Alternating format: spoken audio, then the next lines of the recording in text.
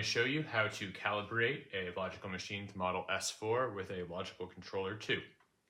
The process will be the same if you are calibrating a model S4, S6, or S7. If you're calibrating an S5, you will put your calibration weight on the scale platform instead of in or on the weigh hopper. So to begin, you will need a calibration weight. Our calibration weight weighs 2.975 pounds, so that's what we will be using to calibrate our machines. So to start, you want to verify that there is no product in your weigh hopper. You can do this visually. If you find that there is anything in your hopper, there are 2 ways to empty it. You can do a manual dump, 3 for utilities, 4 to manual dump. That will empty any product out of your weigh hopper. Alternatively, you can reach up underneath your feed pan and press the red button on the bottom of the solenoid, and that will open it. The next step is to make sure your scale is taired. That means that it is reading 0 pounds. As you can see here, we are not reading 0, so we will press 1 to tare. Now you'll see all zeros in the bottom right-hand corner of the display.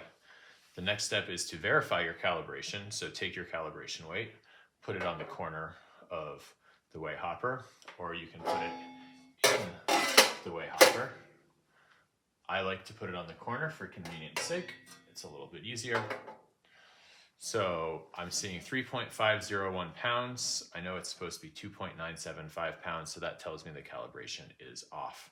So we can confirm that we are taired. We go to 0, put the calibration weight on the weigh hopper, press 3 for utilities, 1 to calibrate, and type in 2.975. That's our calibration weight. Your weight will likely be different, so enter whatever your weight is and press enter. We're now brought back to the home screen where we can confirm that we are seeing 2.975 pounds in the bottom right-hand corner. We can remove our weight and see that we go back to 0 pounds. Put it back on, see that we are reading 2.975 pounds. Sometimes you will see that 1,000th place float back and forth a little bit. That's nothing to be particularly concerned about. A little bit of vibration or airflow around your machine can cause the weight to move a little bit like that. But as you can see, it stays pretty steady at 2.975.